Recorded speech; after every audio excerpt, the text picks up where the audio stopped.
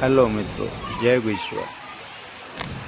કેમ છો બધા? મજામાં જ હશો. આજે એમ કેમ કે વરસાદનો માહોલ અલગ છે. એમાં આજે આ આંજણા ફાર્મ છે, ફૂલ વરસાદ છે. આંજણા ફાર્મમાંથી અમે લગભગ નહીં 12 વાગે 11:30 વાગે ઓફિસથી રજા આપી દીધી છે. અને જુઓ તો તમે આ રેલવે સ્ટેશનવાળો પુલ છે, ત્યાં પણ પાણી ભરાઈ ગયું છે. ગોતાલાવાડી સર્કલ છે, ત્યાં પણ પાણી ભરાઈ ગયું છે. પાણી ઠેર ઠેર જગ્યાએ પાણી બધે જ ભરાઈ ગયેલા છે. આ જોવું હોય તો આપણે છે નારાયણનગર, ત્યાં આગળ બાઇક જવાની સ્થિતિમાં પણ નથી.